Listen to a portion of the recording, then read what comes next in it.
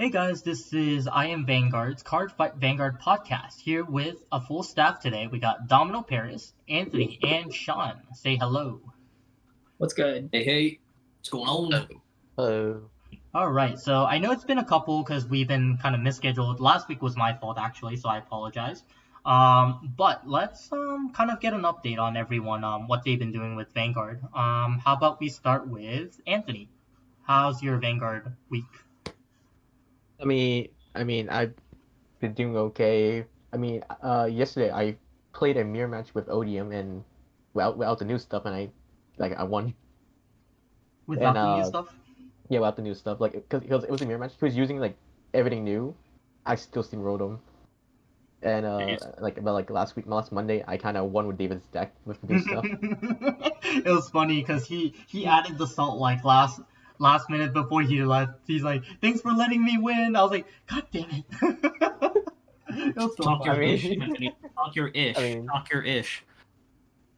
Hey, it was your deck who gave me the win, so it was due to you. Told you, it's the FR distorted Banes. They work. Yeah, I don't have the money for that, bro. But yeah, it seems like you've been liking Odium a lot in this current format. Yeah, I would be playing Artisara, but Cameron was playing it. No, Cameron was playing it, so because I'm borrowing his. I'm borrowing his because I can't. It's too expensive for me because I'm missing a good amount of generic stuff. Mm. So I was like, I was playing to borrow Cameron's, but he was playing it that night, so I was like, no, I'm just playing Odium, man. Yeah, that's fair. But how about you, Sean? How's your Vanguard week? I know you've been doing some content. And obviously, guys, make sure you guys follow Winningimage on YouTube. His channel's great, but go on. Appreciate it. I actually didn't play locals yesterday. I actually helped one of my friends, James, run his Clash of Nations tournament Oh, from about 2 to about 12:30 a.m. I think I heard of this before. Yeah, it was fun. No OT. Everybody kind of showed out. It was actually a really cool top 8. There was a lot of diverse decks. I kind of helped him out just where I could. He did a bulk of the work.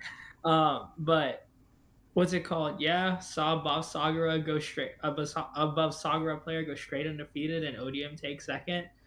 With Wait, Raziel? No one played Raziel? Raziel didn't make top 8. Interesting. So there's a theory that I'm pretty sure everyone here knows Simon. But Simon has always been theorizing that Raziel will be the strongest deck with that OT. Which I kind of agree, because there's so much stacking that deck does, so it's so surprising how it didn't do well.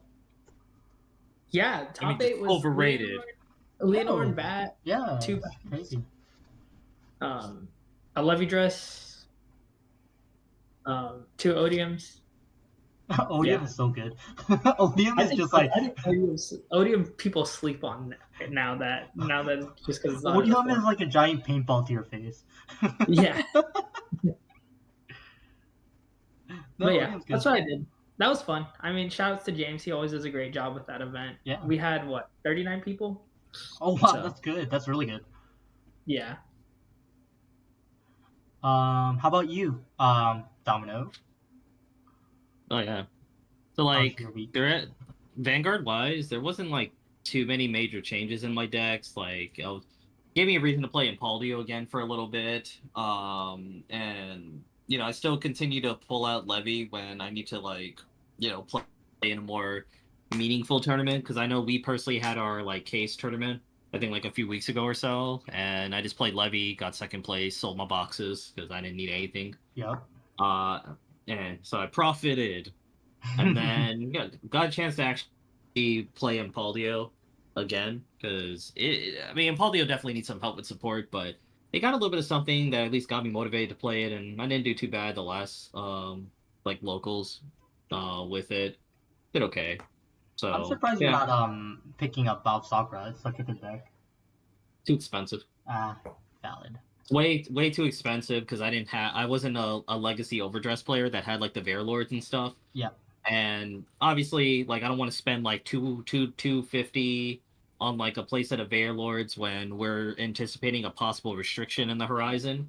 And then at the same time, there's no like major tournaments to kind of look forward to if I had to buff Sagro. And in the team event, we've already discussed it, but like Chris and our team is already playing Bob, so I don't have to play it. So it really makes I'm on the no same sense boat. to kinda- Yeah, because like I think right now like there's a little bit of a dry spell right now just around our local area, just because Bob Sakura is the meta changer, but it's like people want to play test. Yeah. Well, basically the way it is like when a major meta deck gets released, within the first week or two, people want to play test against it because they want to it's like after that and everything gets settled in, people are like, I don't want to go locals right now. I'll wait. Well, they don't want to play against but- it and lose to it every time, so makes sense. Yeah, I mean that's really all it feel. is. So I mean that's really what it is. But set 8, set 8 should supplement a little bit the meta a little bit, but I think set 9 is gonna be huge. But yeah, like for me right now, Vanguard's chill right now. It doesn't need to be high octane every single month. I've been saving a good deal of money these past few months, not having to drop a lot of money on cards. So that's always nice. I think I spent about at most $30 to $40 just to get all the support stuff I wanted, because like the cyclers and stuff like that, or the Persona Shield cyclers. But yeah, Vanguard's been pretty chill. We've been doing some playtesting. We're honestly just preparing for next set. At least I am, because of Blankenmeyer and all that. But yeah, everything's been chill. Yeah, I mean, for me, like, it's been, I'm kind of like in the same way that you're talking about. I only really go to like mainly the locals on Mondays, and then Saturdays we've been just kind of using it as a playtest day, and then just take care of our business afterwards. But I've been rotating, so I've been purchasing some older decks I've been wanting to purchase. Like I've been slowly collecting pieces. Bruce was a good example because Bruce I was always interested in building it in premium as well. So I played around with it a little bit. Domino saw me just absolutely steamroll my friend Daniel with it as an OTK, which was really funny. And then the dog deck is like been pretty fun like the first week, and then it's like it just kind of does the same thing. So I just kind of leave it how it is. Major tournament wise, I've been using Raziel. Well, the box. So it's funny. So Anthony said that he was borrowing my Odium deck and won. Originally for that day, I was actually thinking about playing Odium, but Anthony was saying, "Hey, I don't really have a updated Odium deck." I was like, just play mine. It's fine." Because I had Raziel as an option. So I think like that's where I was kind of debated what to play. But no, Raziel's been treating me relatively well still, even though like I haven't really put anything new to it or updated it. Because why fix it if it's not broken? Kind of logic. So Raziel's pretty good. And then Odium, I do really enjoy playing still. I'm still like tweaking the deck a little bit because there's some things I realize with it, and I've also heard some feedbacks from Anthony as well for today. So I am considering some things to change it, and then I will probably have a deck profile coming up soon. So that's some of the plans I have for now, and obviously a lot of personal stuff too. So there's just been a lot going on. So, but yeah, it's been a pretty relatively good week, or a couple weeks for Vanguard for me at least. It is a little dry, but it's like I still want to play, so pretty fun. Yeah. But it's like a filler episode for us. Yeah, it's like a filler episode. But I don't know if you guys, like really pay attention to the announcements. But this week they actually revealed something really crazy this week, from my opinion. I actually thought this was like a huge game changer for me that kind of motivated me to play. Obviously, I don't play the deck, but it is a good like, oh, they're gonna do this. This actually sounds exciting kind of thing. So they announced the Legion. So it's Legion, but in D format. So what do you guys think of it? I actually like it because it's a little bit weaker than original Legion, but it does make it more fair because you're not allowed to put back OT and heals on our character, right? Mm-hmm. Yeah, no OTs and heals. But and you can put back 6 cards. Is it 6 or 4? Or 4? Yeah, I thought it was 4. Yeah, 4. So in total, you can put up to 4. So 2 normal units and then up to 2 triggers. Trigger. Yep. So I actually thought that was pretty even too. Yeah, it's really nice. And four triggers like back in the day, go all in. Yeah, I mean, it's good. I mean, I think all in fairness, it's not bad.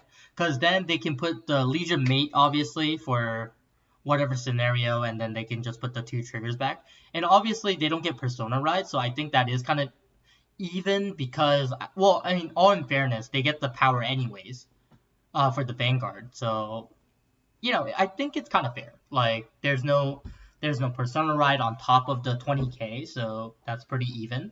The amount of triggers that you can put back is good, and then but it still is not like so bad where you don't like where it's not like too bad like to play it. And then obviously the new die Kaiser is really fun too, because it still has the guard restriction, but it is limited to one guard break. Well, yeah, it's kind of awkward. Yeah, because you have to give it the starter for it. So what was the awkwardness? Because you only can do it once.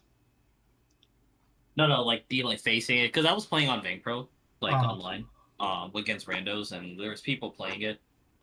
It's interesting because he attacked unboosted for 13k, and usually by default you just slam down to 15k.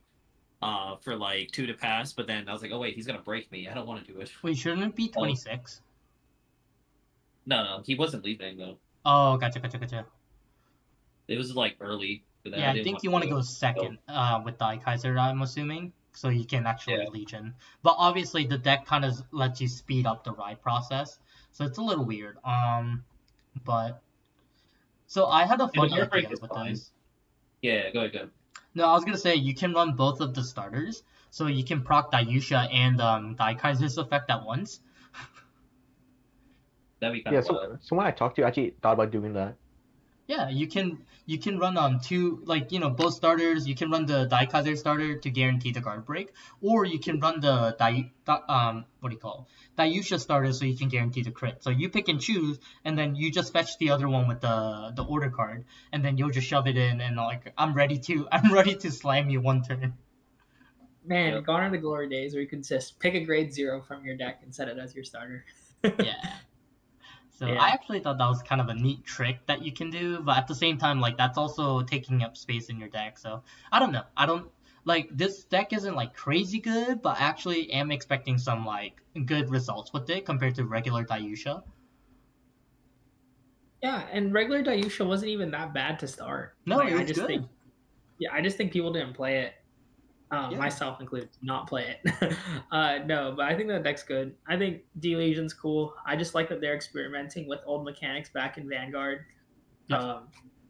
I think that if it goes well, we could get some cool units back, because similar to you, David, there's a bunch of decks that I didn't get to build when I was younger, but obviously age and I hope they bring Brawlers so I can finally play that deck IRL. Oh, Brawlers would be fun. I mean, yeah. I'm just waiting for my Revenger Legion. Yes. Abyss. And then it seems like they're fixing some text on the Dayusha, because now, it's not just the Dayusha itself. Now it's stand all your Vanguard. So, there's no awkward ruling. So I think it's a good thing that they're fixing that, just in case of ruling purposes. I like the front trigger rule. That's cool. It gives power to both units. Mm-hmm. Yeah, that one's cool. Yeah, that makes sense. Yeah, so if you check a front, it gives power to both Vanguards. Yeah, because front triggers didn't exist during Legion. That's true. And no one played front in premium, so there was no opportunity to, I guess, address that. Right. And the support that's coming out for Die Kaiser is pretty cool too. And Die Kaiser is actually getting its own ride line as well, which is funny.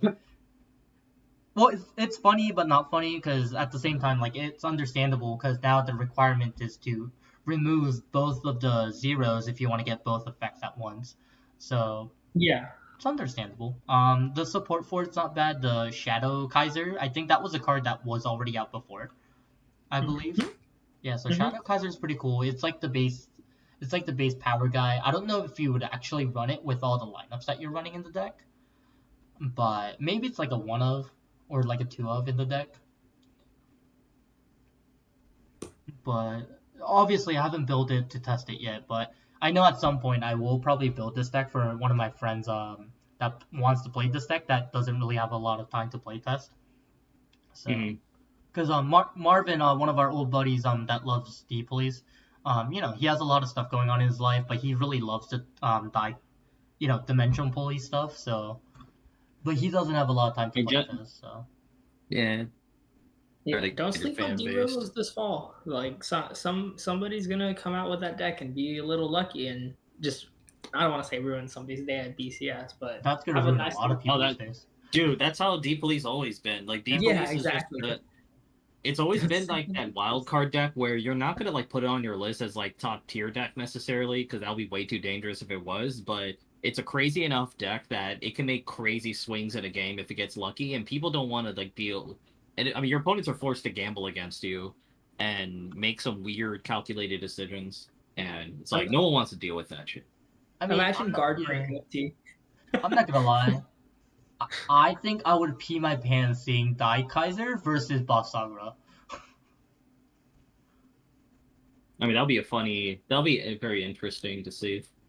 No, because it's like Boss Sagra, I know what it does, and it doesn't change too much out of what it does. But Dai Kaiser just gives you the randomness. I'm like, I'm literally gonna pee my pants like dealing with this deck. I mean, come to think of it, like Lascaria Valeno could match up well against Dai Kaiser because they could just block. They could just block with orders, and they can't do anything about it.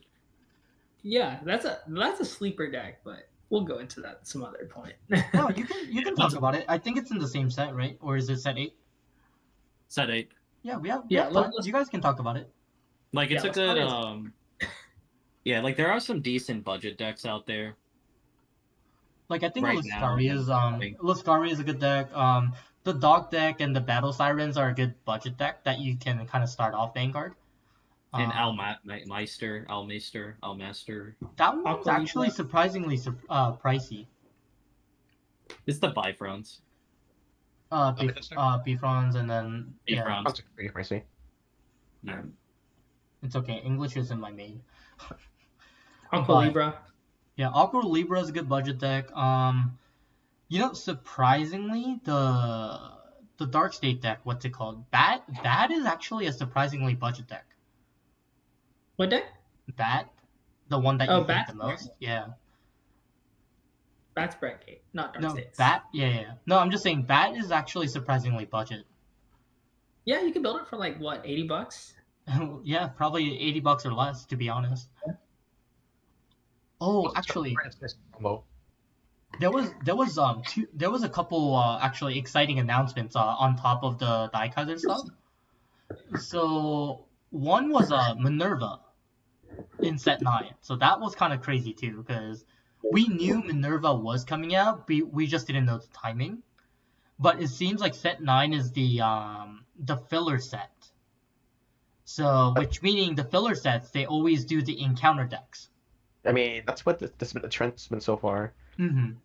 So it's been like, what, 2 sets? Set 7, set 8 was like the set for season 3, and then filler set. So it's like 2 sets for anime season, 1 filler set before the next season comes in, and then set 10 is the next season set. Which also, set 10 also has the new Jejuled stuff. Yeah, I'm very excited for that. So anyone that doesn't have Jejuled, because I actually don't have the stuff, buy the deck set, have it, and then you get the set 10 stuff. I'm 100% gonna say that you're not gonna need most of the stuff in the deck set, but just in case you wanna like add certain things, it's not a bad set to get.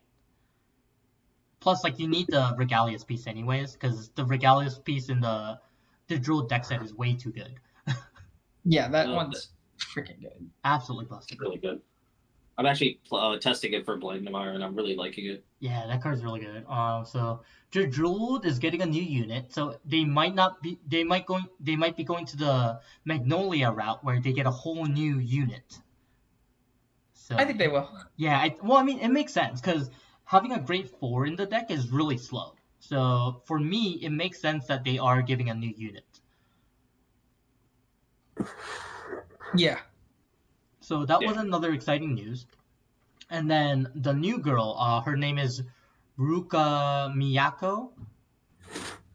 She's playing the new Stokea stuff, apparently. So She's playing the fairy deck. She's Yeah, actually yeah. playing. She's playing the boss is the theme that I picture Stoikea, like forest fairies and blah blah whatever. She looks like Asha. Like, yeah, just Yeah. like plants. I think of plants and fairies when I think of Stoikea. I mean, Not, Stokea for me, the image is like the animal stuff. Yeah, come my Utopia? woodland creatures. Yeah, like the Magnolia stuff is like what I kind of think about when I first see Stokea. So Yeah, yeah, I green think environmental friendly decks. yep. I actually think that was a kind of environmental. exciting news. And then the other one that's coming out in set 9, I believe, is the Silbit, right? Sibyl? Silbit. Yeah, simple. Sybil. So now Malworm? it's like Malworm. So now it's like its own unit now. So it's not a Varga thing. It's its own thing. Yeah, I saw people playing it and online. I was like, oh, it's pretty decent. Like, You actually played this a okay. lot more online than I thought. Well, I get bored and I'm just like testing stuff. I didn't know what people were doing half the time because I'm not reading the cards. I just know the general gist of it. I'm like, okay, you're retiring your own things, we're drawing, and whatever. But then I wasn't like overwhelmed at Yeah. all by anything. I don't think was this just is like super good, but I think it's a nice like pace of decks to kind of start because it has a different keyword. So I definitely think it's fun. It seems to flow well. Like Yeah. it seems to flow very well, but I just don't know if it can really overpower anyone. And then I think there's another reveal that so on top of the night stuff that I'm actually excited about for set 9, there's like a new Stokea thing that's coming out in set 9 from the Youthquake manga. Birdman? The Sky Ruler. Yeah. So I actually don't know what it does, but I know that it is pretty exciting because now that they're revealing some of the manga stuff in these filler sets, so I actually think that's kind of cool. So based on the manga, it's like Asha token yada yada, but with Grand Blue Revival.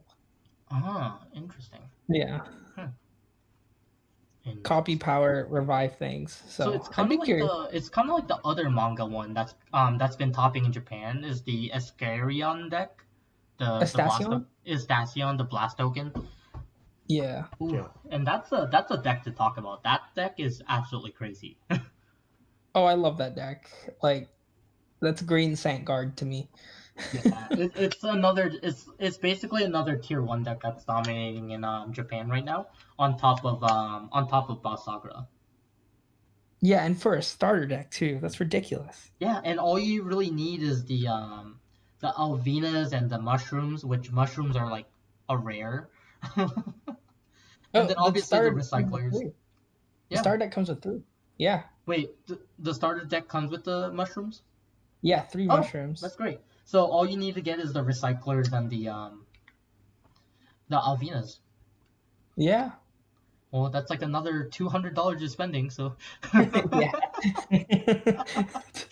the trial deck is only $20, but you're spending another $200 to make a deck. I Yeah. love it. I mean, you also need the promos or Oh yeah, that promo, the manga promo, which is coming out, Yeah. which is absolutely nuts as well. You don't need it for the deck. There's an aggro No. version of the deck, so it just depends on your playstyle. That card is so good though.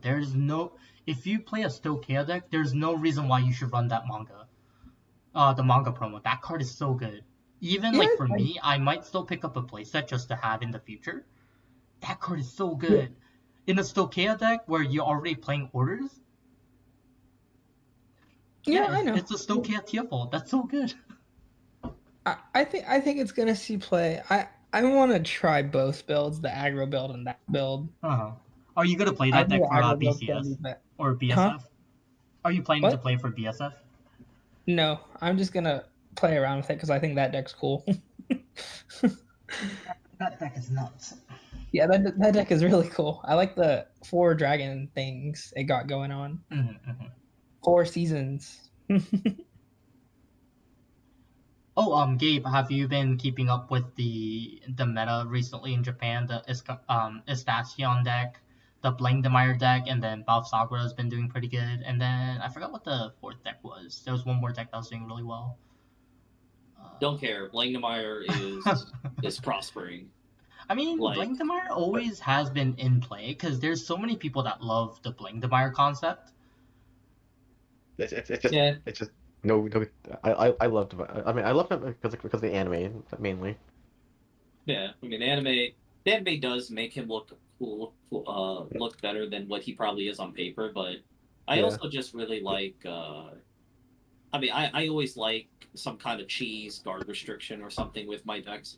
Hence why I'm a big fan of like dark irregulars over the years, and um, like Nexus. I like to say I like to think that the Blangdemeyer deck has been solved already, but there's different variation and combinations that you got to have to figure out that really caters towards you as an individual player. Because part of my playtesting I've done with Blangdemeyer, because I've been kind of like looking at the different lists and different combinations of the different packages you can run, and some of them make no sense to me. And I've been like stress testing everything to kind of really figure out what I like, what I didn't like, and I still don't understand why some people are like doing well with certain builds I tried, but it just goes to show that Blangdemeyer really is one of those decks where you have to cater it towards like your individual playstyle, because it's not a very brainless deck as people would think, in my opinion.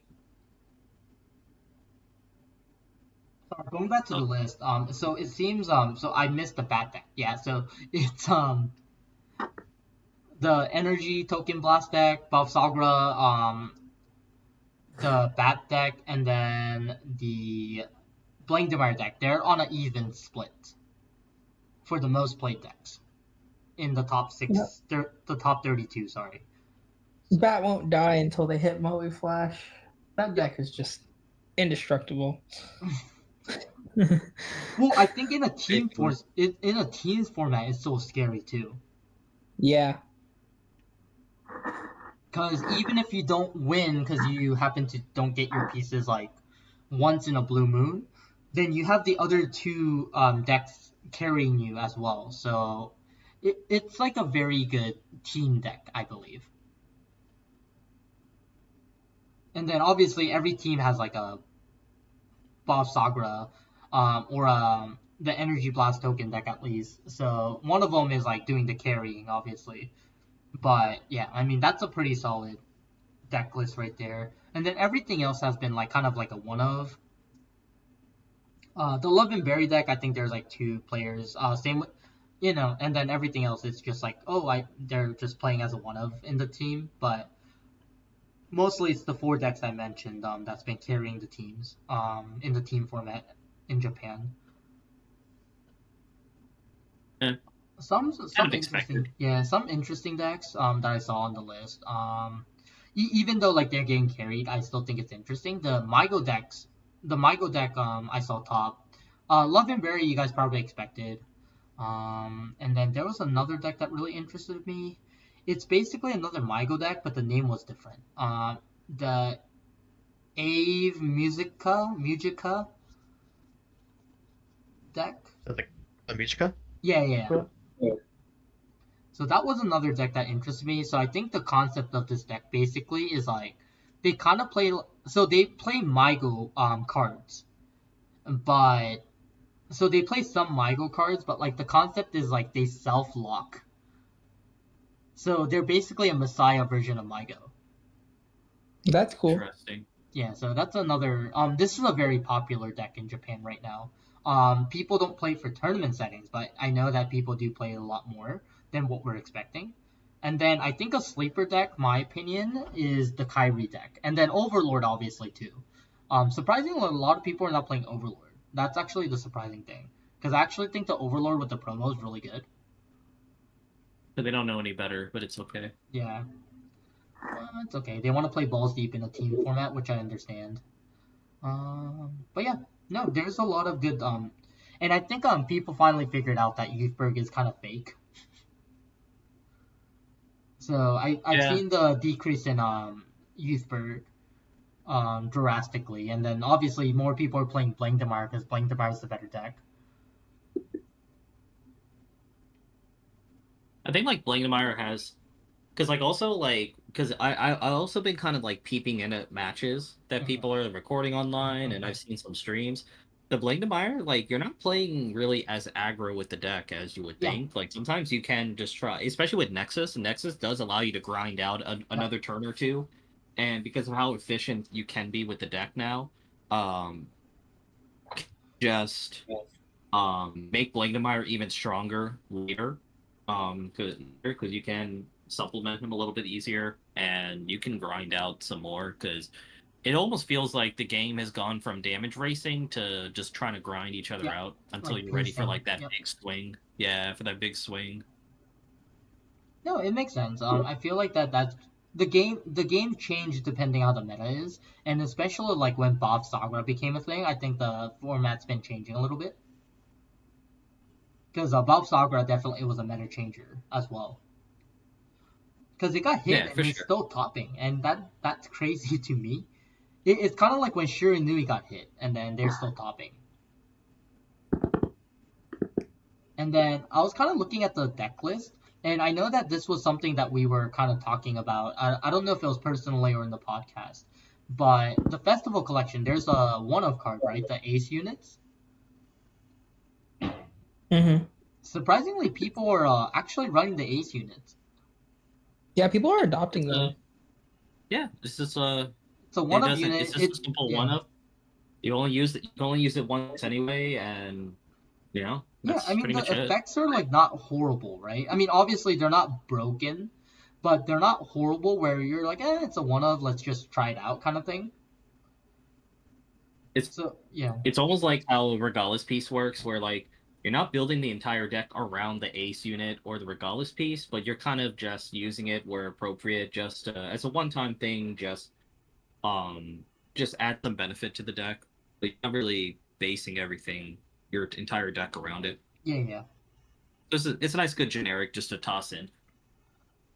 So those are just some of the things I've been kind of analyzing throughout the week when when I was at home or just chilling. Those are some of the results I was kind of looking into. So that was just some of the tournaments that's been happening, and then some of the cards that we got revealed. So pretty exciting week, for that. But I think this is a very good change of pace to talk about the World Finals. Worlds. Yeah. So does everyone have the list in front of them? What do you want to start with? I would say let's start with standard, just because that's something that we all know about. And then we have our premium guy, Sean, that will be kind of helping us kind of understand the premium side of what he thought. And then obviously I think me, Anthony, and Sean kind of made a bet of what deck was gonna do well. Like we went really off from what we guessed. I think the standard one was similar.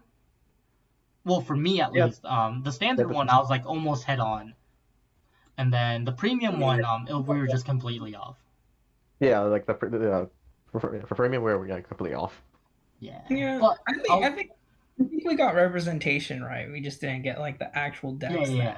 We did get the Yeah. reputation right, I think. But we can talk about the top 8 in standard. So the top 8 in standard, we have 5 Basagras, 1 Razaya, 1 Bat, and 1 Levy. And then in the top 4, it was 2 Basagras, 1 Razaya, and 1 Bat. What do you guys think? Bat continues Really to nothing surprising. Be here. COVID is still a thing. Remember what I said, Sean, is there's always going to be the one Raziel guy that's going to make it the top.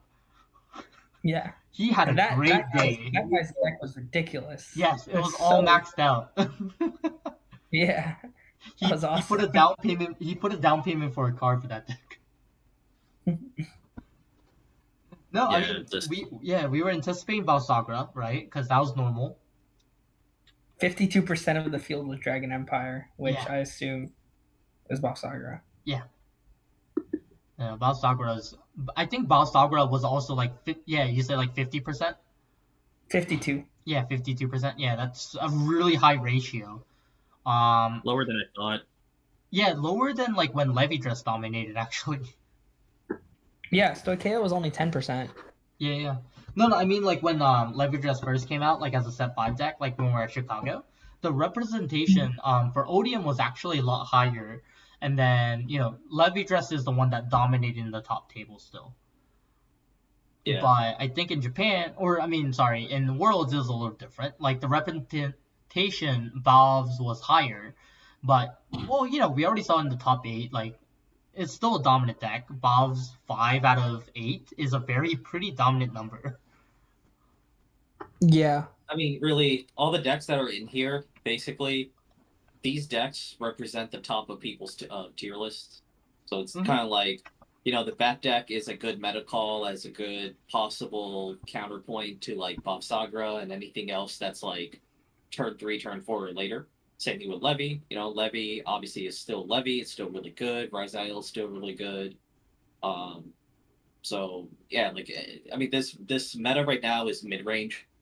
It's pretty much the mid range meta, and Bat's there to kind of take advantage of some of the matchups if they can run well. So it's pretty much self-explanatory for this. Yeah, I'm gonna be surprised if they don't hit Bat. With the other decks that they're gonna hit that we see in the representation list, because I think Bat is actually really crazy. Well, we already know what they did in Japan. Yeah. Which, by the way, did they actually hit Bat in Japan? I don't remember. No, they did not. No, they didn't. No, he's on the watch list though. Because in Japan, the representation for Bat at the time wasn't that high. Mm-hmm. But that's been higher recently because people in Japan are finally discovering that deck is actually busted. Yeah, like it's a matchup thing.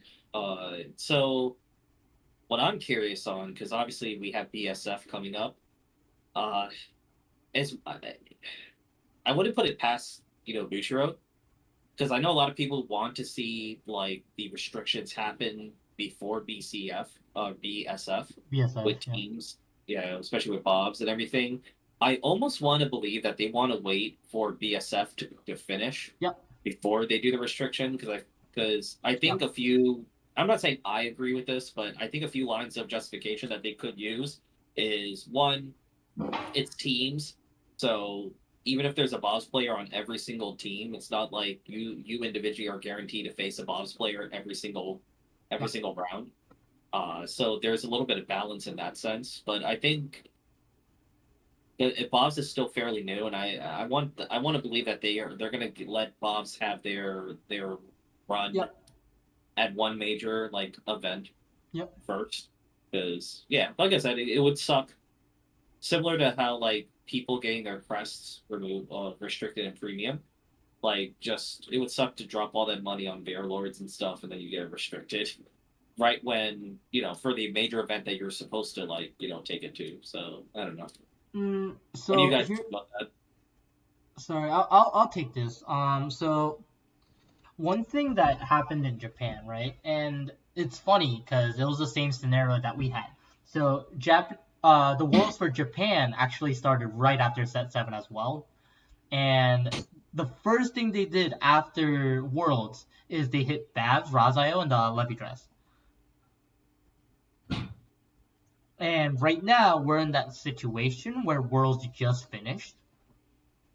So, obviously, they haven't announced like any emergency like list or anything, which I kind of agree with you that Bushiroad should let it run, but at the same time, Babs also got hit in Japan right after Worlds, like for Japan. So I can kind of see them like, you know what, let's just hit it.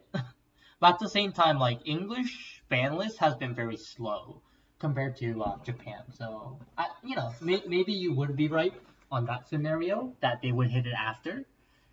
But I wouldn't be surprised if they were like, you know what, let's just hit it now before BSF starts.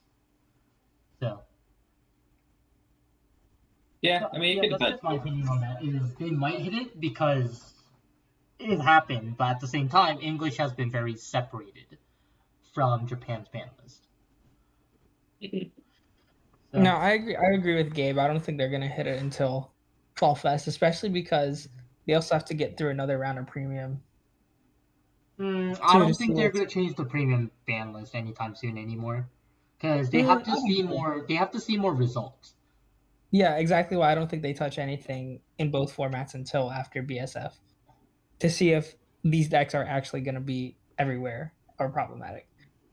Yeah, I Yeah. mean, we can definitely see that, but I'm saying it wouldn't be a surprise though if we do. They just go, you know what, emergency ban list. Let's go ahead and hit Babs. Like I wouldn't be surprised though. Yeah, they've done it before, so Yeah, they've done it before, and they did it for Yeah, Japan. I've done it They before. legit did it like for Japan right now. So it wouldn't be a surprise. What do you think, Anthony? Because I know we've been doing all the talking. mean, I would like them to do a like a ban list just to hit Bob and some other like certain problematic decks. I don't The expect them to dog. do so. Anthony's Yes, hate for please. the dog is so real. Like I didn't even have to say it. You knew what I was referring to, but No, I know what you were referring to. Yes. yeah, no, but no, like knowing Wishy, they probably won't hit it anytime soon. Not till like a good while later. I which sure it's I can't really be mad at them for like, not hitting it early because they want the players to enjoy the new stuff a little bit longer. But that's my take. I want a restriction list soon. Yeah, if the Yeah. restriction doesn't happen, I think it's more because there's no events going on. But to be fair, there's like an event right coming up like starting next month, I believe. Yep. Yeah, Yep. yeah. So PSF's next month. yep, BSF starts next month, right? Mhm. Yeah, and So pretty remember they exciting. also have all the Bushy Navi data for all Mhm. these tournaments that they run Yeah. with your locals. So So they'll make an educated decision if they really want to do it. of course. And are you guys like all anticipating to participate BSF, or are you guys like just going to your close one for the BSF and then just focus on BCS like I am? I'm with you, Why are you David. asking me? Why are you asking me, David? I'm just asking everyone. I'm not just asking you. I already know what you're doing. No, David, I'm not. We're not. I'm not going. You're gonna have to find a new teammate. Yeah, that's fine. I'll live. We have a bascule. That's all that matters. I Hey yo. I don't think I'm going to like a BSF, mostly because financial reasons and time reasons. Makes sense. I don't want to play. Borrow David's Odium. Again? Again? Ride that hot streak. Don't waste No, it. no. I'm gonna charge you rent this time. There's a rental Damn. fee. I'm getting taxed, bro. Oh Yeah, God. I'm taxing you this time. No, David. If Anthony makes Worlds first place, you have to go to Japan with him because that's Why? part of the. Oh, Because is he paying for that- my trip? Then yes. Hey, bro, Anyway. I'm broke. Anyways, though, okay, yeah. I mean, I was just kind of curious that the topic kind of came out, but going on, let's go ahead and talk about the premium, and this is where Sean can really shine. Oh, let's go. Premium format was a movie. We saw Genesis, even though it got hit the most, take first place with the OTK Fenrir loop with a very tactical decision to keep the Nova Grappler player that he faced in the final at 1 damage until he had everything set up and could attack for 6 damage on either side with Sentinel restriction. We all got the whole premium representation right. Grand Blue were kind of the guaranteed decks that Yeah, everybody's Grand going to Blue. I think we said Highlander. Nova was definitely there. Yep. Yep. Highlander had 2 in top 8. Yep. But yeah, I was kind of going off the top decks: 17% Grand Blue, 11% Nova Grappler, 10% Mega Colony. Still, that deck just won't leaders, die. though? The leaders? The leaders, yeah, Oh and my then God. The leaders, 8.7%. it surprised me, but I'm happy for that. Yeah, 8.7% was Genesis, and then literally 58% was others. That could be literally anything. Yeah. So premium's wide open. At least Yeah, until I people like figure out- how premium is very open compared to like standard. And Yeah. I mean, because premium ban list was really huge. Like it wasn't like a very small list. And the ironic thing is, premium is a English only thing, my perspective. Because in Japan they don't participate in premium that much, so we don't have anything to follow for premium. So premium is like basically a format that we cannot anticipate like standard.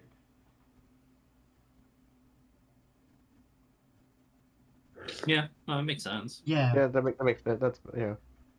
So I think like this is kind of the expected result. Is like unfortunately for premium, we are the pioneers here, for premium format. So in standard, Japan is the pioneer for that because they have like a set earlier than we do, or 2 sets, I believe. Yeah, they're 2 sets ahead. Yeah, so we can reference them and we can kind of follow that list. But in premium, it's like we're on our own. No, and like props to all the players. Like Yeah. from what I could tell, people are sticking to their guns and playing just the clans that they like. So even the Genesis player, even though he saw 3 hits to his deck, he just stick around and innovated with it, and ultimately found a winning strategy to take himself to the top. Mhm. Yeah. I mean, the Myth Colony guy, he got his Ghidorah hit, and he still played the one Ghidorah and still made top 8. Wild. He's like, I don't need all Ghidorahs. I'll just use the one to win. That being said, there's one deck in the top decks at premium that I do want to address, and that's the Shout Loop deck. That deck is so free, and I think that deck needs to be hit. Well, remember, the representation matters. There's only one Yeah, so far, so. Yeah, representation matters, but like if people start playing it and it takes over, people will see how absolute of a monster that deck actually is. And because I really think that deck is very toxic to the game. Hey, this is what happens when you hit something toxic. Someone comes up with something more toxic. Yeah, exactly. All these loop decks in premium now, Fenrir loop. Yup. They finally hit the other loops, but then someone came up with a new one. Yeah, deck your opponent out. Deck. Yeah. Yeah. I mean, only in premium that you find fun win conditions. Mhm. Yeah, remember, Glendios is still a thing. So technically, if someone has a way to turbo that, that's another Exodia win condition right there. I tried to make Glendios work. It's a work in progress. I got the 5 lock. I just accidentally healed out my 5 damage. I mean, Yeah, Heal Guardians are too good not to play. But that's what I'm saying is like, I think premium has so much creativity though, compared to like any of the other well, we only have 2 formats technically. So I would say like, yeah, we can get like so creative with premium. So I think that's like the nice thing about playing a premium format is that the creativity that you can do with that format is absolutely off the walls. So I would say I want to play premium more, but I do have a certain couple concerns to invest in premium. So that's the only reason why I'm not going too hard in premium right now. But for now, I think premium is a very fun format, and then I would just borrow decks or test against other decks to see how I go. But also for us, I don't think we have I don't know about you, Sean, but for us, we don't have any major premium events until like the fall. No, same here. Our BSF is Lyrical Cup. Oh no. Oh no, you're the victim as well. I'm not a victim. I'm just going to speak with my attendance and pretend this event's not happening. Well, you still play standard. Eh. It's not that far. It's in Texas. It's okay. You can just play the one day and come back. Yeah. I don't know. It just doesn't feel worth it to spend the whole weekend when it's 9 hours potentially on the road. Oh really? Oh, that's a lot more further than I thought. Yeah, 9 hours total trip, and so it's like you can take the plane. Yeah, seriously. Honestly, it might be cheap for you to just take the plane there, Sean. Texas is a big state. Yeah, I mean that's what I'm saying. You can just take the plane and just get there. But no, it seems like World was very nice to play in this year, like because of the ban list for premium coming right up, and then standard. You know, we were kind of anticipating this already, so I don't think standard kind of changed the results as much. I guess the unexpected was like not seeing all four Bob Sagra decks in the top four, but no, I mean Baz won Worlds, and this was kind of expected though. Yeah. This is pretty expected. Let's see here. One is it? We're pretty good on time. Let's see. Try to think of. Oh, here it is. Yeah, so 2 Novas, one was the Shout deck. Yeah, that's what Shout mentioned. If you guys see this link, I think Gabe was in here when we talked about it, but this is something that we can refer to as a Japanese ban list. The link I just sent you guys. What? It's the Freedom Duo. Yeah. That is Pretty recent. Just something that we can kind of add on to our topics because we've been kind of talking about the decks right now, and I think like we've been. So some of the exciting things is the trial decks have definitely put in a lot of input in the meta. Estacion and Vergia. Yep, they're both pretty good decks. I think Vergia is a lot better than people think.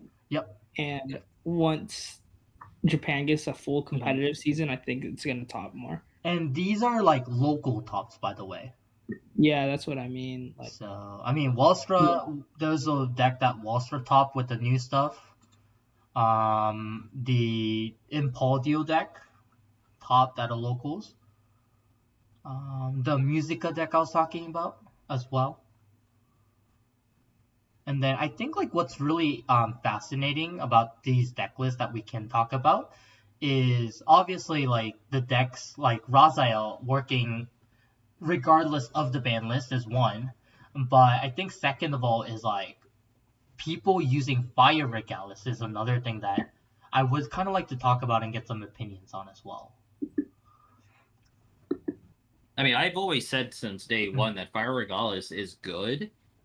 It's just because from what I've constantly hear from people, it's just like when they say a generic, and if they don't see it's relevant to anything that they have At themselves the moment, or what they see at the moment, they just think, oh, it's bad. I'm like, no, well, they designed something for a reason. Right. Like there's a reason for it, right? So we look ahead, Bob Sagra, it uses a lot of blitz, it uses a lot of orders, so you can't freely use any Regalis piece on it. So you know, Fire Regalis fits in well. Overlord uses it.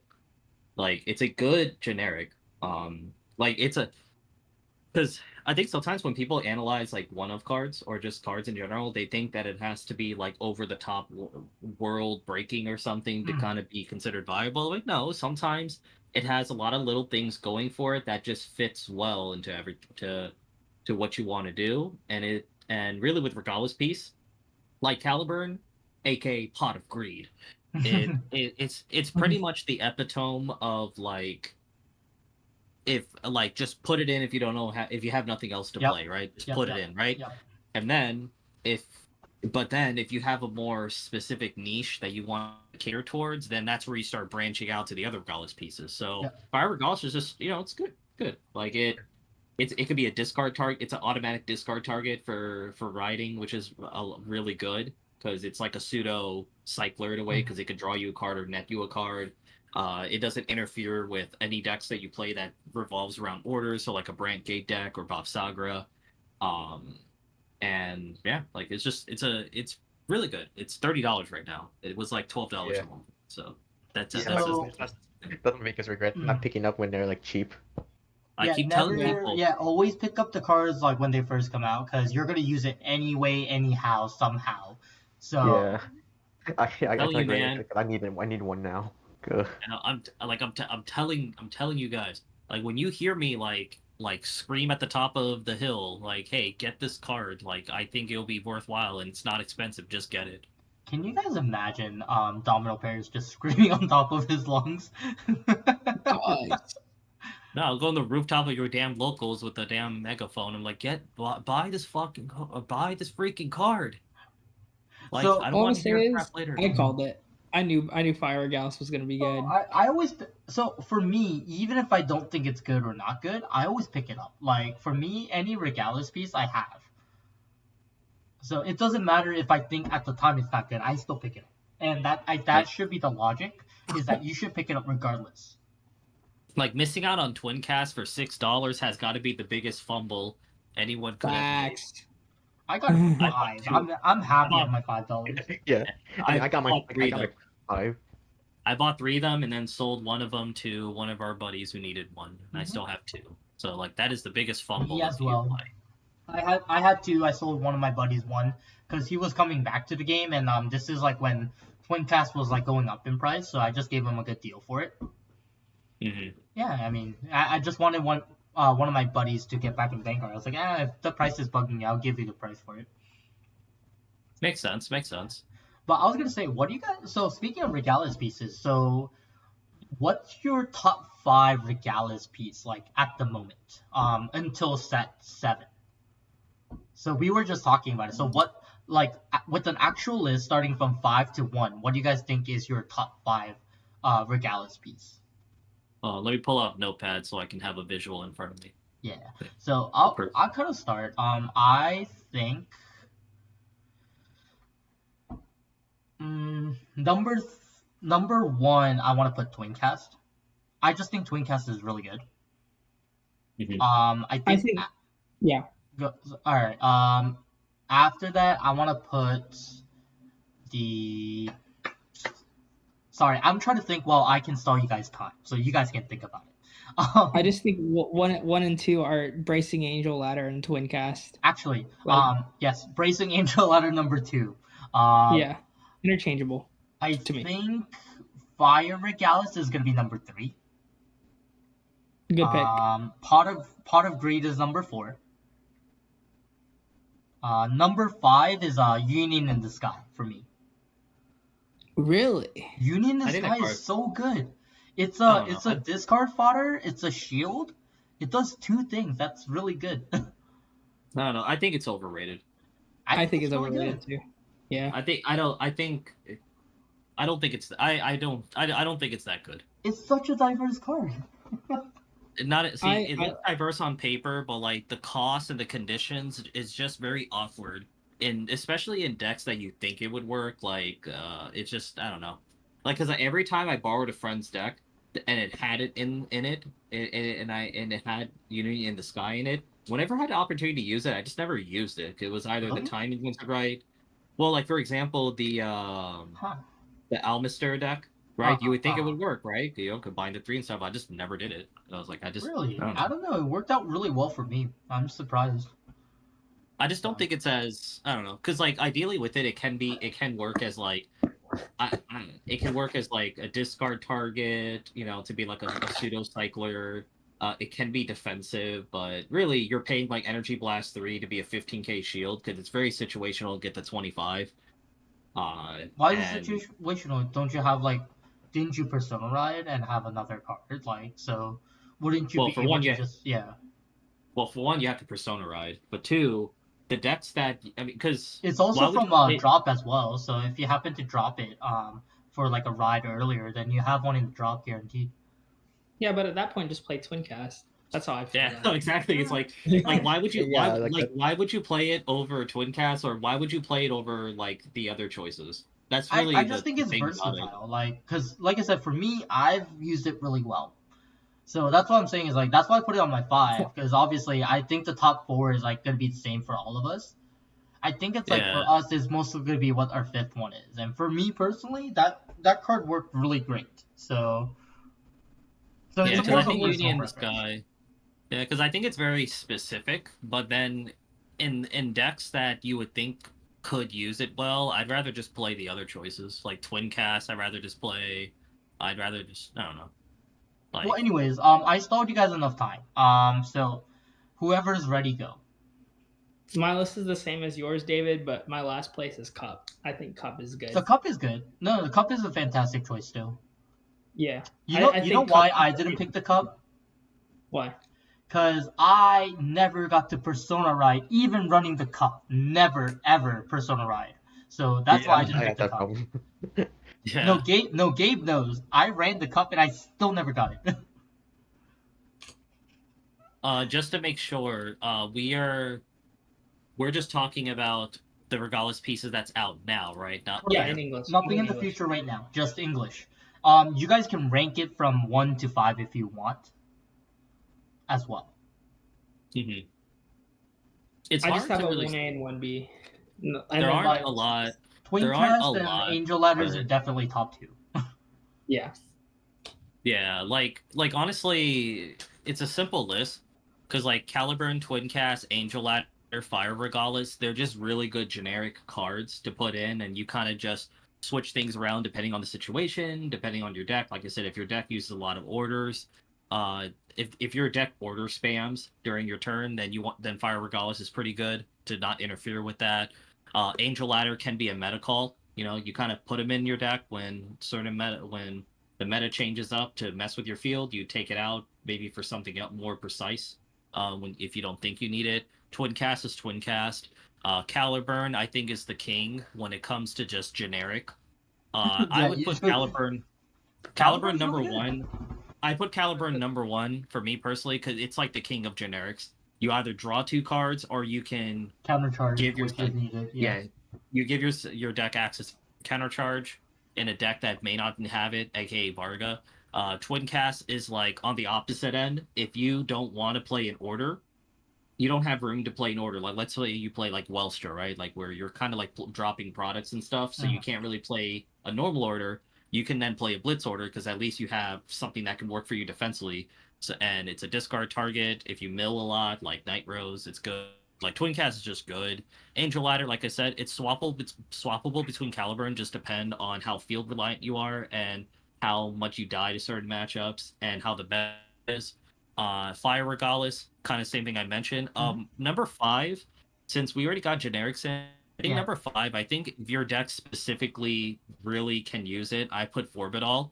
I think Forbidal is really good for decks that it's more prominent in premium for sure, just because there's a lot more extensive grade 3 plays you can make.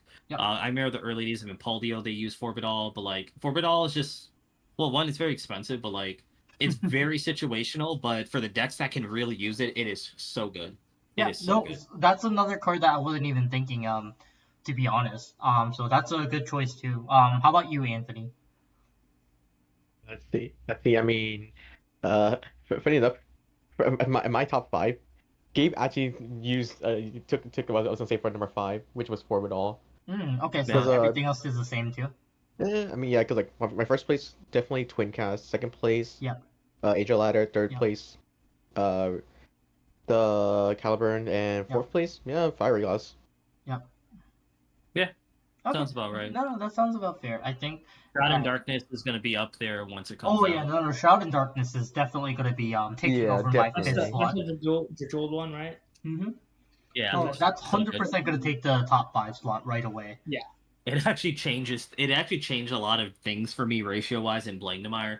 Because like sometimes like I have to discard like a piece I want to get later, like a Vade Rock or Evoke, but I'm like, okay, cool, I could just pocket the Evoke in my drop zone and then I'll just play this when I'm ready. And I read it carefully again because I misread it. It only costs a counterblast if you play it like turn 3, but after turn 3 it's free.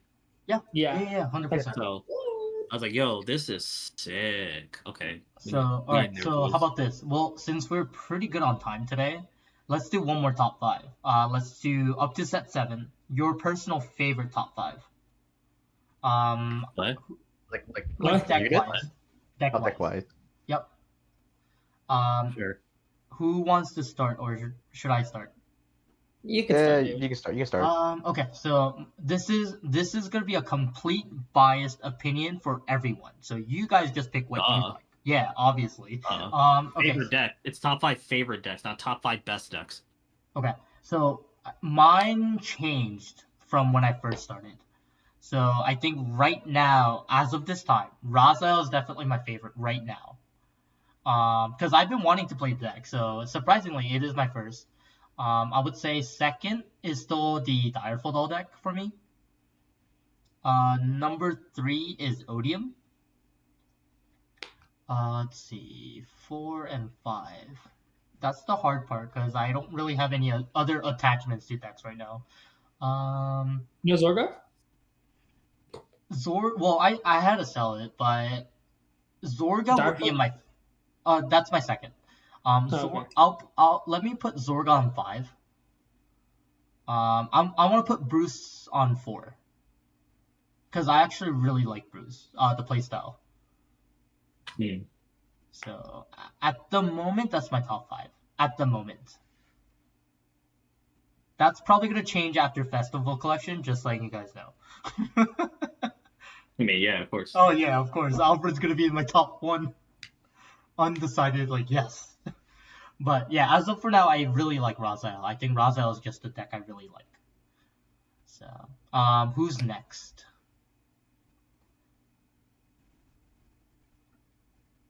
Call somebody in class, David. Well, Anthony, I'll give you some time. Well, actually, no, Anthony, you've been playing longer. You go. Yeah. So for me, number 1, Blackmire. Of course. Yeah. Of course. Number 2, I'll choose. Man, Odium has won you more games than anything. I'm surprised that won't be in your second place. Yeah, I was gonna say Odium. Number 3. This is a hard choice because Anthony's a very hardcore Darkseid guy, just like you guys know. Yeah. It's a hard choice between Jejul or Almajester, because I played both of them pretty often. No Artisteria? No Artisteria? She's actually number 4. Wow. Okay. Pretty down there. Yeah. No, like I would put it higher, but I actually played the other decks more often. So that's why I'm putting her own the number deck 4. too, so I also think that doesn't really help. Yeah. Number 5. Well, wait, hold on. You skipped number 3. Yeah. Yeah, number 3 was like it's a hard choice between Jejul or Almajester, but I think I would put Jejul. Okay, because and I then have more attachment to Almajester Jejul. will be 5 then? No, number 5 is either I want to say Michu because of the Wait, card. hold on. So you're choosing either one of the decks, and then the other one just doesn't go at the bottom? Nope, because I actually have a different deck for number 5. Interesting. So yeah, but number 5 was originally gonna be Michu just for the Hololive cards, but it's Orphis because that was actually my first deck for standard. Yeah, because it kind of looks like Link Jokers. Yeah, because like the more I saw, I started cheering because I thought it was Chaos Breaker until like wait, that's not Chaos Breaker. Then it ended up being like a non-Chaos Breaker deck. Yeah, then we might lock. Yeah, No lock. but yeah, that's why I rank Artisara above Orphis because I can lock. Yeah, that's fair. But yeah, I like Orphis. I still have my deck just sitting on my shelf. I don't really want to play it because I haven't bought any new cards for it. But well, Orphis isn't like very meta relevant at the moment, so it's no. Yeah, but I still have it just for like sentimental value.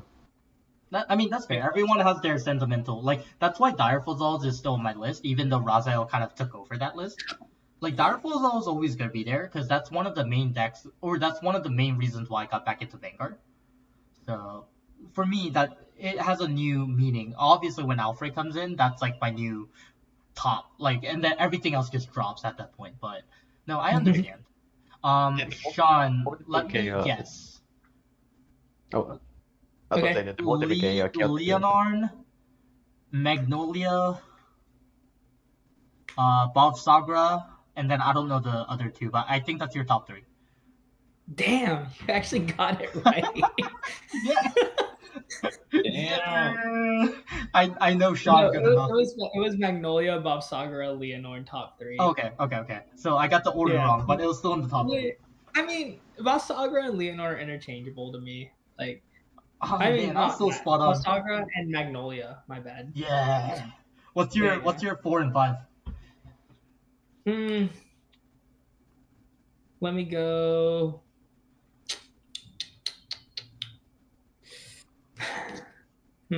Bastion. Ooh, okay. Yeah, Bastion, big Royal Paladin guy. Love that Oh, deck true, so true, much. true, true. Tamiyura. Oh yeah, Tamarura is a really nice deck too. I really like Yeah, the concept of the deck. I I love just like the design. Yeah, I have a question for everyone after the top five, um, but Gabe, go ahead and do your top five. I can kind of guess, but I'm gonna let him do it, just because his kind of changes Wait. sometimes. Well, my list is short because again, I did not play in Overdress, so I started like in the middle of Divine Skill. That's fair. In order 1 through 5, starting number 1, Blangdemeyer, Yep. because it's the closest I can get Let's to go. like DIs, and I like the play style. I like the site. No Barrel Magnus. That's actually DIs. Yeah, but I never played it. That's fair. Like when I was contemplating getting back into Overdress, I looked at Barrow Magnus and Prism, but I still like didn't make the jump. But yeah, so Blangdemeyer number 1, number 2. No, Levy Dress. Oh yeah, that's true. That got your first top. That makes sense. Well, Levy Dress is weird because it's like, for one, it's a green deck, which I never owned a green deck in my life before, which is kind of funny to think about. The playstyle was kind of like there for me, but I think it took me a while to kind of warm up to the deck as far as like enjoyment is concerned, because obviously there was no question how good it was. But I definitely grown to like really enjoy the deck better than I thought initially. And yeah, like obviously there's gonna be a sentimental value of like getting my first official Bushiro top with it. Yep. So yeah, like it's just there's that. And I just always feel safe playing the deck. Yep. And it's a dragon, so at least, hey, look, if I'm gonna play a green deck, at least it's a dragon. Overlord number 3. Can't wait for the promo to come out, but like Overlord is always gonna be Overlord's always gonna be my number 1 favorite card, like unit at all time. So like there's that. So Overlord will of course be there. Number 4, Varga. So Varga was kind of like my introduction back into the game itself. I like the design overall, and the aesthetics obviously was great, but I did sell it to one of our fellow members. Shout outs to Max. So he has my Varga deck now. Because I can't really have Varga and Overlord. There's only room in my collection for one restanding dragon. So you can't have two of the same thing. Yeah, so I had to make a choice. Mine's sitting on my shelf. Yeah. And then number 5, I actually have Welstra. The Welstra was I actually built it. I built it earlier, much earlier. I just never got. It was before I decided to get back into posting YouTube videos, because it was everything, surprisingly enough, that I would have asked for. Where spot retire, power, like spot retire, multiple attacks, and big numbers, which is really nice. So I think Welstra is always going to be like a little bit of a sleeper deck. It just has its own problems with itself, but I just like the overall. I mean, the theme itself is kind of like a meme. Taizo. I think out of all the divine characters, I want to say like Taizo is probably like my favorite character. Oh man, that's another top 5 list we could have done. Yeah, he actually made the deck look fun. Yeah. And I obviously know like how it fared competitive wise, but it's just he made the deck look really fun.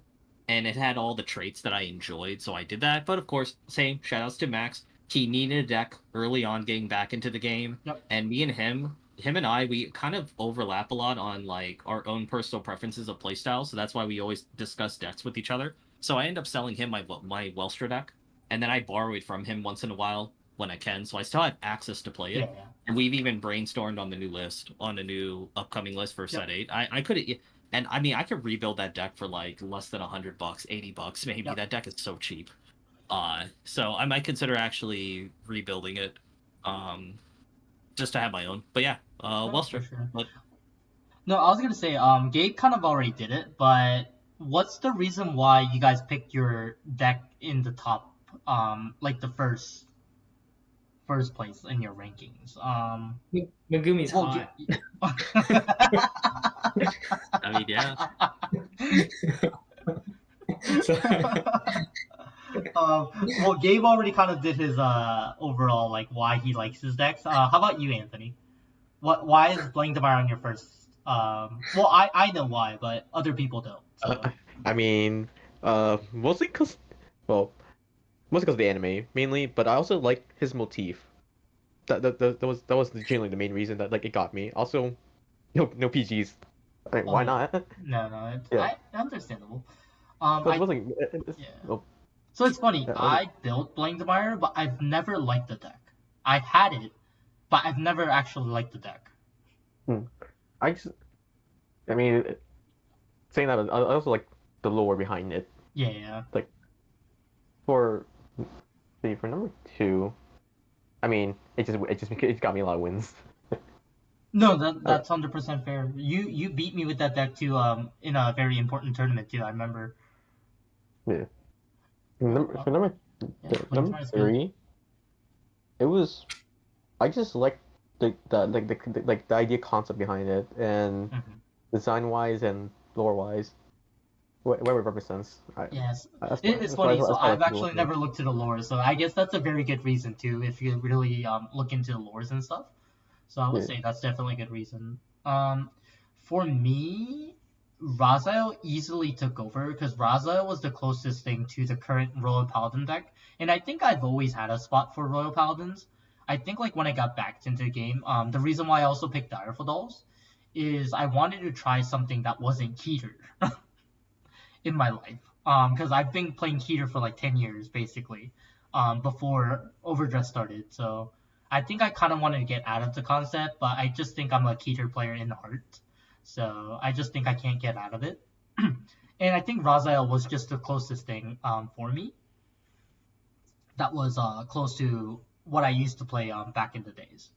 But it also had a lot of like extra mechanics too, like the healing factor or like the fact that I can stack triggers on a deck and predict the plays. The Raziel deck itself is just really good, and obviously the dog really helps it as well. So very good deck. And then Direful Dolls is still in my rankings because Dog so much.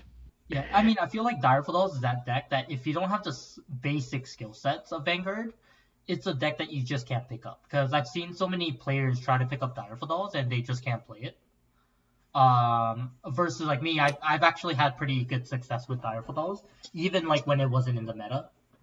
So I think Direful Dolls is just that deck that if you know the matchups and if you like it goes pretty well. Like very defensive, but also like there's multi-attack options. The power boosting for the deck isn't bad because averagely if you persona ride, you're hitting for like 40k numbers easily. So it's a solid deck. I just feel like the power is not there yet because it's been power scaled out in the meta.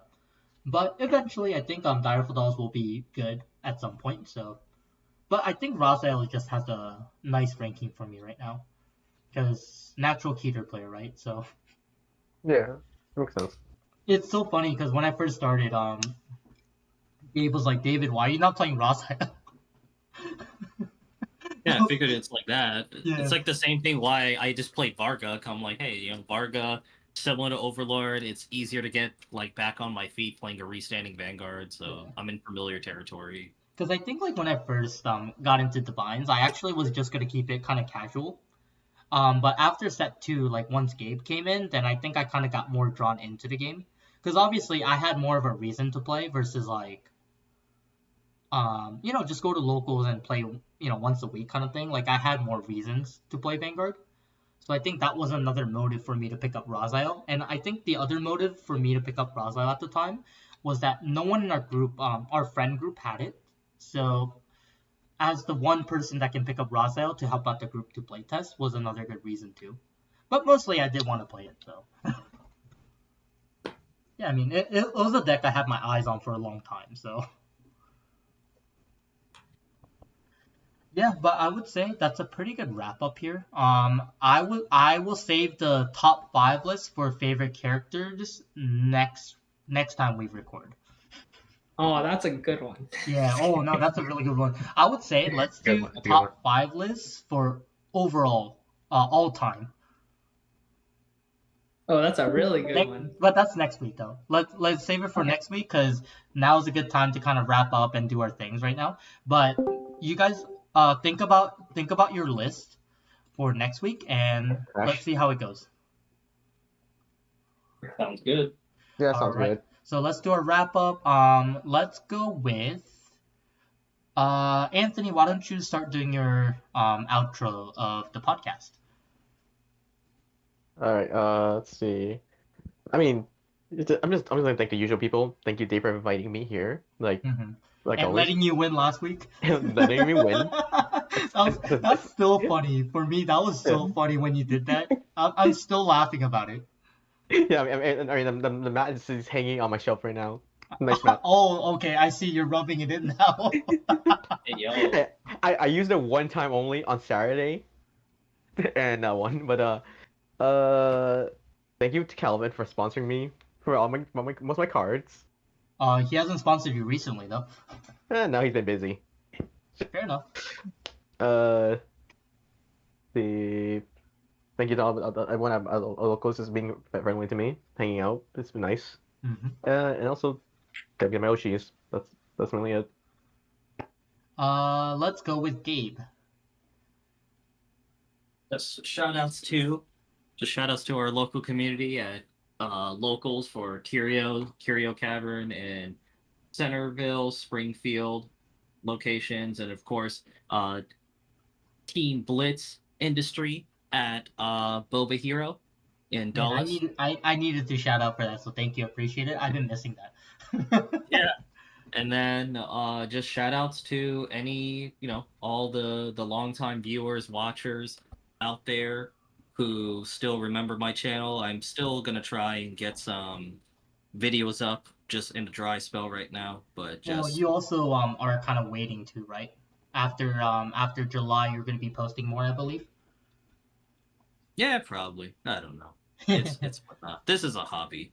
Yep. But yeah, just shout outs to the Vanguard community out there. Just shout outs to all the people out there for just putting an effort to keep the game alive and interested. We gotta give shout outs to Sean for making a banger video and for actually really telling us, and really for low key telling us without telling us that he's a Mirai fan or a Mirai simp.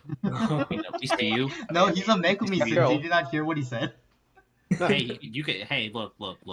You could be a fan of multiple. You can have multiple girls as long as they don't find out about each other. Besides, it's not like Mira can see it anyway. Like the post and stuff. I don't know why, but I feel like this guy called out. It's not See, like it's not I'm like the internet saving has. I'm saving my character list for next time. That's why I'm secretly waiting because I have something to say, but I'm saving it. Yeah, Oh, look, boy, you're gonna be surprised by my next character video then. All right. Yeah. We'll do our Okay, list I'll next go time we church. meet up. Yeah. But anyway, sorry, go on. But yeah, that's it for me. For it. So just keep. Okay. All right. Sean, you're next. I'll go last. Thank you to David for having me on. Thank you to You're Gabe welcome. for You're always. welcome. Yeah, love you, David. Thank you to Anthony. I always say this every week, but it's the truth. I'm always blessed to talk Vanguard with these guys. Shout out to Gabe. I didn't know you watched it. That was cool. I appreciate it. Like I'm the one that watches all your videos and comments to it. It's in my. I mean, it was in my feed. So I was like, hey, I'll watch this. Yeah, it was 2 minutes long too. Shout outs to I guess best girl Megumi. Sorry, Miro. Can't wait to try and win that mat this summer. Like actually. I got you. As long as Anthony doesn't get in the way, I got you. Wait, no, don't worry. Like David will get the mat to you if I win it. And actually, really, 2 quick shout outs to James. He's a local from my area, always putting on events with stakes. Uh-huh. Clash of Nations give people a motivation to play outside of BCS. And just put more attention on our shop here. And one of them, Infinity Cards. So, and just seeing it from a different side, helping him see how he runs his tournaments, definitely gave me some new perspective on what it takes to actually run a Vanguard tournament, other than just showing up, put everybody in a pot, and mix up seeds. No, Bushinavi's a little more complicated than that. Navi's a chick that lives inside of all of us, and need to figure out how to use it properly. And then shout outs to Commander Jaime because always trying to push me to get back into YouTube, and without him I don't have conversations like these every Sunday. So For sure. Yeah. All right. So thanks to Gabe. My list is as long as last week, so I appreciate it. All right. So I'll go. Shout outs to JP Curtain Calls for supporting me with cool merchandises and splits and dices. I really love the dices, by the way. So shout outs to him. Make sure you guys use my code AMVG lowercase to get a 5% discount on the website. Also shout outs to Blue 52 Cafe in the Philippines. Pretty successful on their business, and I am actually about to get my free coffee this coming month. With some free merch. So I'll have my merch on for tournaments or videos in the future, so you'll get to see it. If you're in the Philippines, make sure you stop by Blue 52 Cafe and get some coffee and talk about games with the owner there. He's really cool. And then obviously shout outs to the Blitz team, but also just giving the heads up that we do have our first Blitz Deluxe Cup coming up. So it's a 3v3 event. Our guy in the team is trying to make it huge, so I'm just gonna give the shout outs out there. So whoever's interested, you guys are welcome to travel to play. It's a 3v3 tournament. It's gonna be on Saturday, I believe the 30th of May. So stop by. And then obviously shout outs to locals. Boba Hero, Kyrios, Gabe already said that, so I'll quickly skip. And then also I really appreciate Domino Paris, Anthony, and Sean for helping me on my podcast every week. I know that last week it was my fault, so I apologize once again. But always supporting me on my podcast, and that's been my motivation for the week to talk about Vanguard. So that's pretty much it. Sorry for being We late. love you, David. Hey, I just enjoy talking about Vanguard, so, and sometimes I'll be honest, and like I said, I know that outros are supposed to be quick, but one thing is that sometimes it's kind of hard to talk about Vanguard every week, so I kind of like the pace that we have, then we have like all this topic to talk about at our podcast, so, but yeah, that's pretty much it. Make sure you guys subscribe to Domino Paris 21, and then Winningimage, and check their channel out as well. I'll put a link down on the comments. But that's pretty much it. See you guys the next time we record. Bye. Got it. Later.